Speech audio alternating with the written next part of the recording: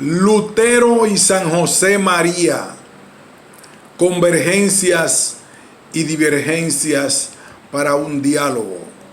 María Pía Chirinos. Exponer y comparar en el marco de este congreso la tesis de Martín Lutero y de San José María Escrivá no solo es un ejercicio pertinente, sino sobre todo, diría yo, de especial osadía.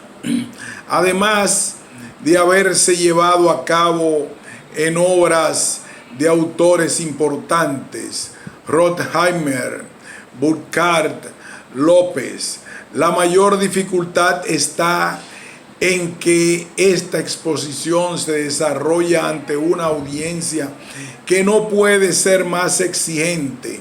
Muchos de los presentes conocen a fondo ambos pensamientos e incluso probablemente hayan hecho vida alguno de los dos.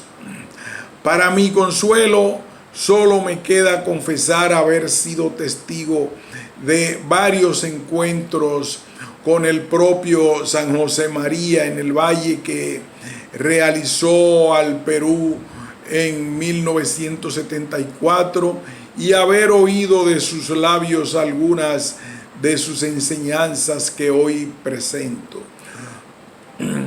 No nos detendremos en dos conceptos centrales de la antropología luterana y en otro que es más bien consecuencia de esta. Los tres marcarán decisivamente el desarrollo de la teología protestante, de la filosofía moderna y de la cultura contemporáneas. El primero, el concepto de trabajo o Beruf, destacado por Max Weber en su obra La ética protestante y el espíritu del capitalismo. El segundo, una noción antropológica hoy en día especialmente presente, a saber, el individualismo como otro concepto cristalizado a partir del pensamiento de Lutero. El tercer tema es consecuencia de los anteriores. Será la visión secularizada del mundo en la que desembocará el pensamiento protestante, no solo luterano, sino también calvinista. Marx exaltará la visión del trabajo, coincidiendo con Lutero, y la convertirá en una de sus claves ideológicas. Se enfrentará con la visión individualista especialmente clara en la ideología liberal, acuñando la voz comunismo, y coincidirá plenamente con la visión secularizada posterior, también llamada secularización absoluta, Facio, que seguramente Lutero hubiera rechazado, pero de la que indiscutiblemente es padre intelectual. Una última aclaración antes de entrar en tema. Tanto los escritos de Lutero como los de Calvino adolecen de ambigüedades reconocidas por sus propios seguidores. Wiret. Esta opinión es muy compartida respecto de los escritos de Lutero, pero también se puede extender a Calvino, de cuya obra se ha dicho que es un complejo opositorum. Buch en Hesselink, 2004. Trabajo y antropología en Lutero. En las obras dedicadas de modo general a Lutero o a la Reforma, la atención al trabajo es claramente secundaria. En la mayoría nos encontramos frente a tratados de teología o de historia que lo tocan tangencialmente. Sin embargo, la influencia de sus tesis han tenido en la filosofía y sobre todo en la antropología no son de despreciar, aunque a la vez haya que dejar claro de modo preliminar que en su exaltación del trabajo Lutero presenta tesis que no fueron tan originales. El posicionamiento del trabajo u oficio había comenzado a tomar especial fuerza en la aparición de los gremios en los siglos XI y XII, y el aprecio al trabajo de Lutero no hace más que hacer explícita esta relevancia. La obra de Max Weber logró poner en el centro del debate sociológico aún abierto el concepto de trabajo protestante como vocación divina, con el doble significado de la palabra alemana Beruf, oficio o llamada de Dios. Con esta afirmación en la Reforma elimina una distinción que en el medioevo cristiano había ido tomando un cuerpo poco a poco, la supremacía de la vida religiosa respecto de la vida ordinaria del laico en medio del mundo, o lo que en otro lugar llamó el cristianismo aristocrático. Chirinos, 2014. Lutero se revela contra esta distinción, añadiendo una tesis ciertamente difíciles de ser aceptadas por la Iglesia Católica y que denominaré negaciones y otras afirmativas. Afirmaciones que quedan, por decirlo de algún modo, en el limbo de la teología católica y comienzan a entenderse como acervo del protestantismo. Por un lado, las negaciones como la eliminación del sacramento del orden, estados dentro de la iglesia que funcionaban como paradigmas de un clasicismo que se quería superar, y la abolición del celibato sacerdotal. Por otro lado, como contrapartida, las afirmaciones: todos estamos llamados a la santidad independientemente del estado dentro de la iglesia. Todos tenemos alma sacerdotal desde el bautismo. Y el matrimonio es una llamada del Génesis en sus 3 primeros capítulos, en la que claramente niega la dimensión de castigo al trabajo y lo define como la misión que el hombre recibe de Dios para su existencia en la tierra antes de la caída. Lutero, 2009.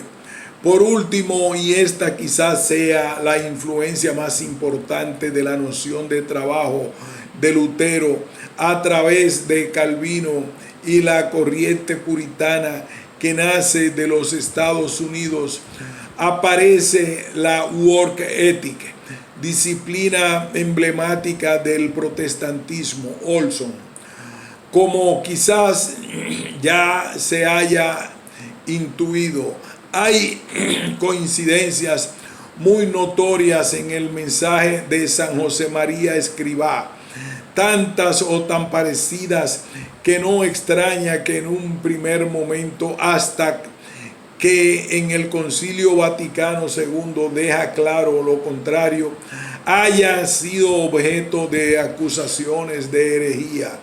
Como es obvio, las negaciones de Lutero no pueden entenderse como un cuerpo doctrinal sin relación con las otras tesis o afirmaciones. Sin embargo, su rechazo de la vida contemplativa como modo pleno de vivir la fe cristiana hasta el punto de eliminarla y sustituirla por la vida activa en el mundo no deja de presentar paradojas. En efecto, si bien el trabajo entendido como llamada de Dios se consolida como un valor positivo, el sujeto del trabajo, el cristiano laico y trabajador, no se beneficia de esta valoración. Hay, me parece, una distinción poco aceptable entre trabajo y trabajador. El trabajo es vocación divina, pero el trabajador es un ser humano con una naturaleza totalmente corrompida. El trabajo debe realizarse en servicio de los demás, pero el trabajador no merece nada por este amor al prójimo. El trabajo da lugar a una serie de virtudes promocionadas por la work ethic, pero esas virtudes no son actos inmanentes capaces de hacer al trabajador bueno moralmente. La antropología de Lutero es tajante. Después del pecado original, como bien apunta Whitehead, aparte de la fe no existen buenas obras. Cualquier acto que se haga sin fe es un pecado. Whitehead. Por eso Dios santifica la vida cotidiana, el trabajo y el matrimonio directamente, sin intermediarios. Stroll, 2003. El inicio del individualismo. Hay en todas estas afirmaciones un oculto sabor nominalista. El trabajo como tal, la vida cotidiana como tal, no representan realidades de suficiente valor ontológico y moral como para incidir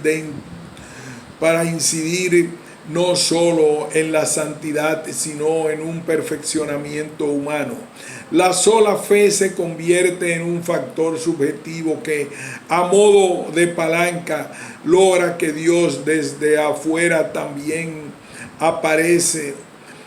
también santifique todo por su voluntad omnipotente, pero el sabor nominalista también aparece en la negación luterana de todo vínculo con la iglesia, abolición de jerarquía, de toda dependencia del magisterio o de la tradición para interpretar la Biblia, la sola escritura, y de la ayuda de la gracia que el sacerdote dispensa a través de los sacramentos.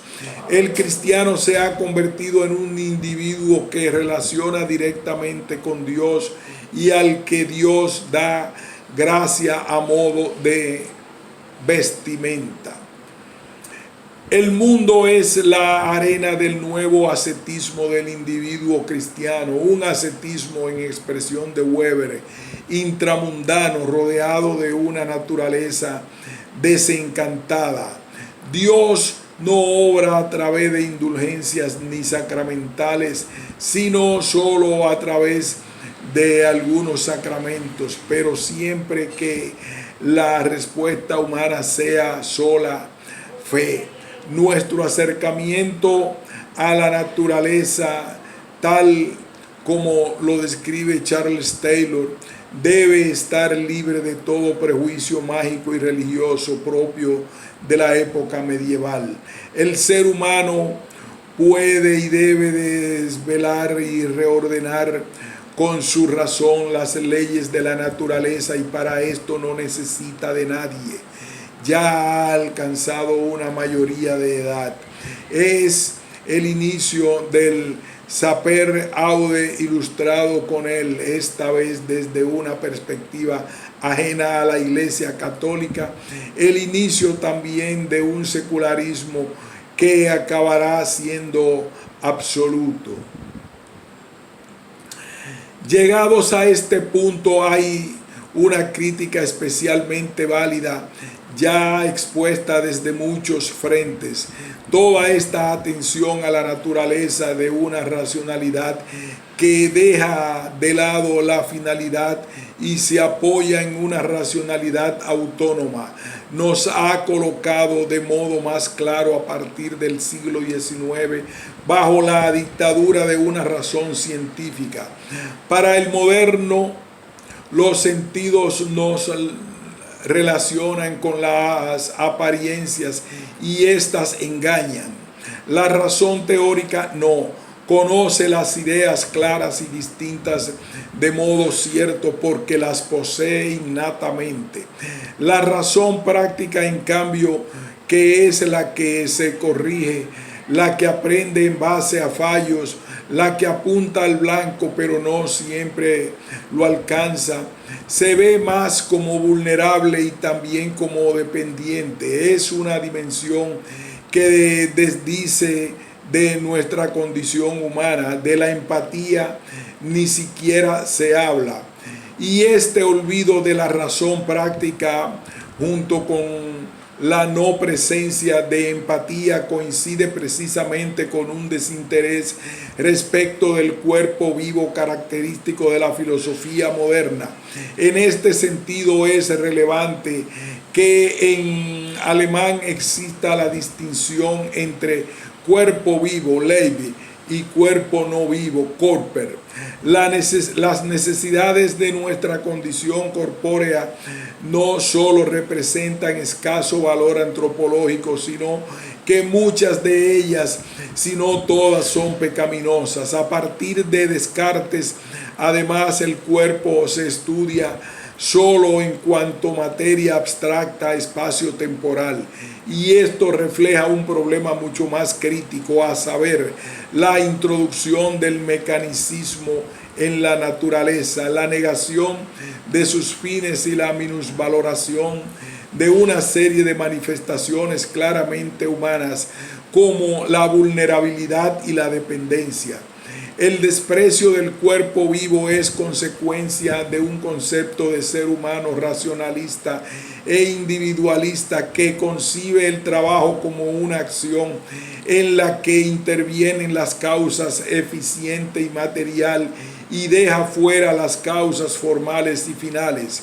El peligro más claro es que el trabajo y la naturaleza inician un camino decidido y determinado hacia la mecanización que se centra en el producto, en la productividad.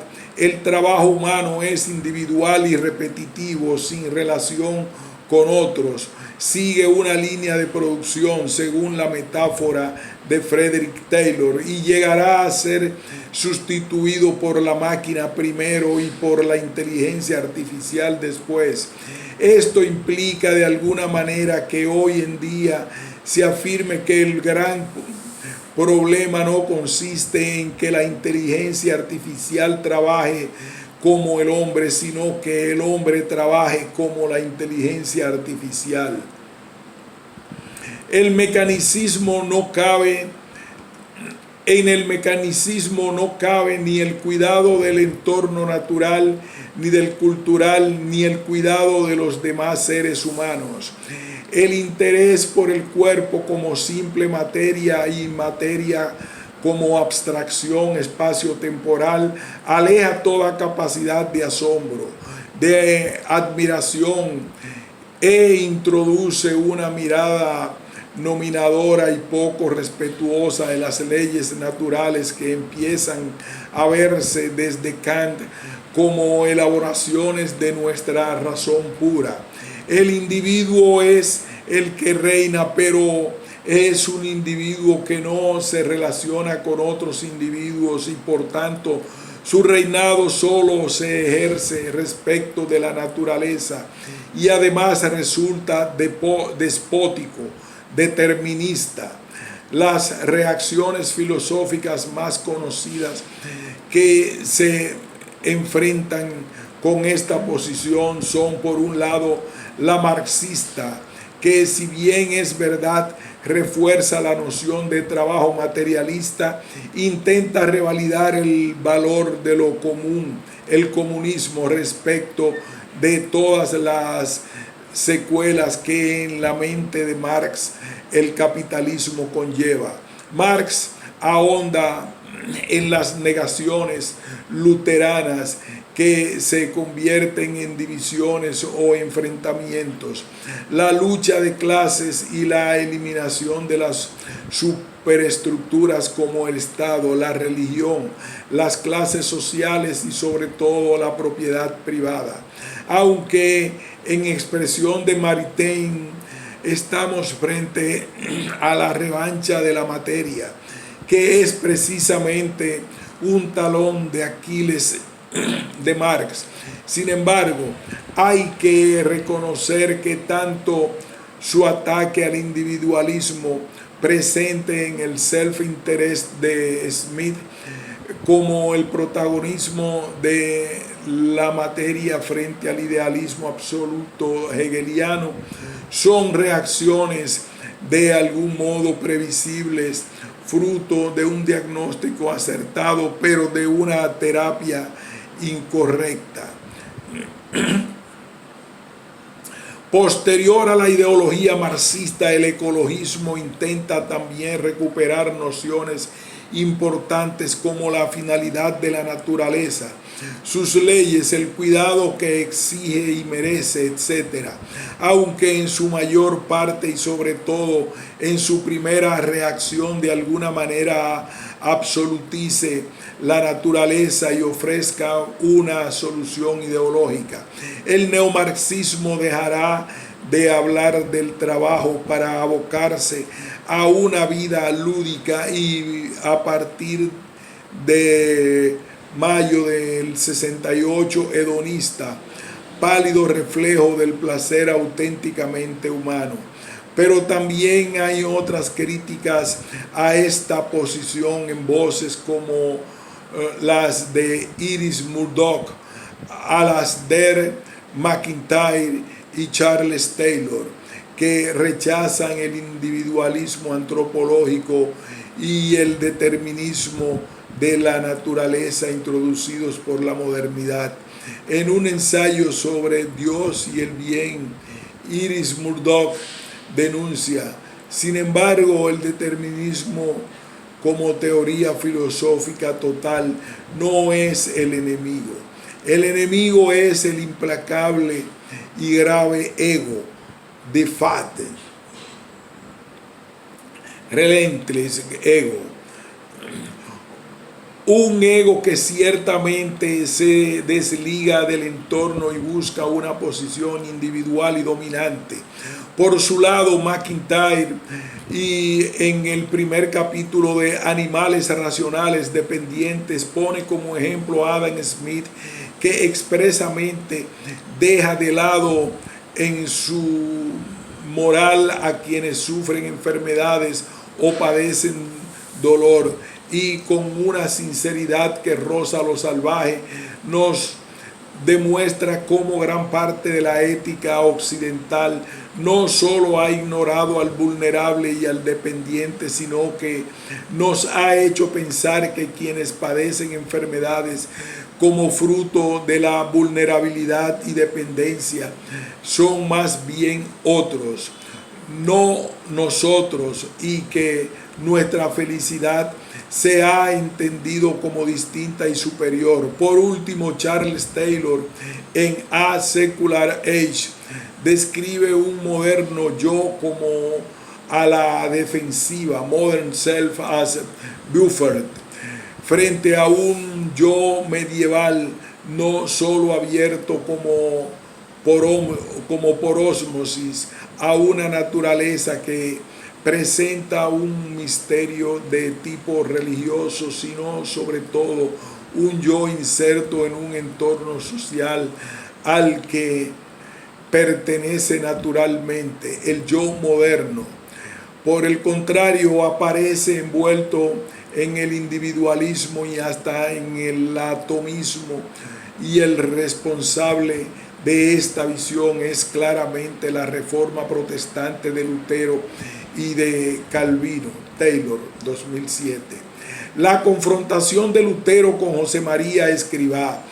Dicho esto, es decir, dejando claro que en el ámbito de la filosofía se han dado reacciones de un lado y de otro respecto a la influencia de Lutero y su reforma, queda preguntarnos por las coincidencias con la doctrina de José María Escrivá.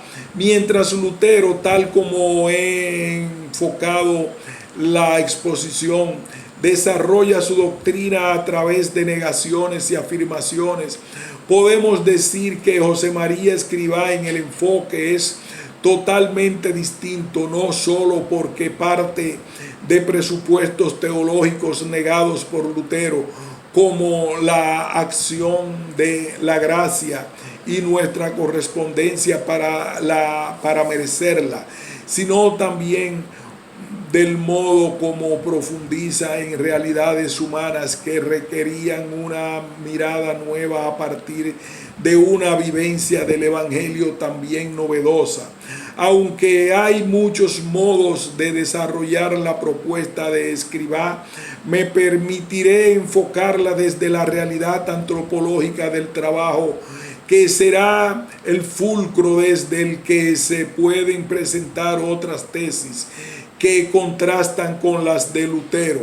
Para empezar, en San José María no encontramos el velo nominalista que denomina la posición luterana. El trabajo es realidad redimida y redentora, santificable y santificadora. Es Cristo que pasa. Y esto es posible porque el sujeto del trabajo, es decir, el hombre y la mujer que viven en el mundo, participan desde el bautismo del alma sacerdotal, y con la acción santificadora de la gracia pueden dirigir todas las vicisitudes del trabajo, el éxito, el esfuerzo y hasta el fracaso a la cruz de Cristo. Es Cristo que pasa, pero no basta esto. Para que el trabajo sea realidad redimida y redentora, debe llevarse a cabo con toda la perfección posible, y perfección no tiene nada que ver con una acción mecánica, exacta, repetitiva y menos aún pasiva. Todo lo contrario, como ha expuesto Alejandro Llano al referirse a esta idea de San José María, trabajo bien hecho es sinónimo de libertad creativa, de mejora continua, de una palabra hoy muy en boga en ámbitos académicos, innovación. Llano, 2004. Y esto solo se da en un sujeto que trabaja poniendo en juego su racionalidad teórica, su capacidad empática y social, y también el aspecto poético en su sentido más amplio que el aristotélico. No solo sus habilidades manuales y corpóreas en un sentido técnico, sino los conocimientos y hábitos que se adquieren, mejoran y sirven de eje para la adquisición de virtudes. Un trabajo así entendido es lo más opuesto a la máquina individualista y al espíritu racionalista. Es un trabajo enclavado en una tradición, pero proyectado al futuro, dimensión social. Es un trabajo que crea cultura y cultura humana, tanto en temas que muchos consideran de especial trascendencia como la economía, la política y el arte, como en otros que quizás están equivocadamente minusvalorados, como los trabajos del hogar y los relacionados con el cuidado, dimensión cultural. Es un trabajo, en definitiva, que humaniza el entorno, humaniza también a los demás miembros de la sociedad, y que no divide a los hombres y mujeres en clases, dimensión antropológica. Y bajo estas condiciones es posible entender por qué San José María cristaliza su doctrina sobre el trabajo en la conocida trilogía de santificar el trabajo, santificarse en el trabajo y santificar a los demás con el trabajo, añadiendo una dimensión soteriológica. José Luis Illanes, 2013, ha desentrañado así el siguiente texto, que en su opinión es uno de los más densos sobre el trabajo de Escrivá y que vale la pena traer a colación. El trabajo, todo trabajo, es testimonio de la dignidad del hombre, de su dominio sobre la creación. Es ocasión del desarrollo de la propia personalidad, es vínculo de unión con los demás seres, fuente de recursos para sostener a la propia familia, medio de contribuir a la mejora de la sociedad en la que sirve y al progreso de toda humanidad.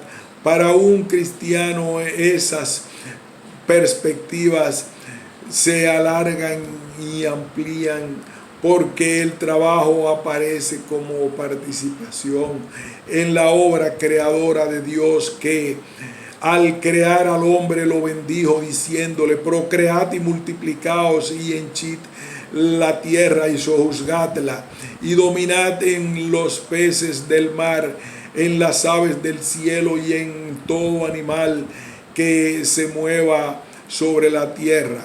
Génesis 1:28, porque además el haber sido asumido por Cristo, el trabajo se nos presenta como realidad redimida y redentora, no solo en el ámbito en el que el hombre vive, sino medio camino de santidad, de realidad santificable y santificadora. Es Cristo que pasa. Una especial coincidencia entre Escrivá y Lutero es considerar que el trabajo no es el castigo que Dios inflige al hombre después del pecado. Amigos de Dios, es la tarea originaria que recibió Adán de trabajar, cuidar el jardín del Edén.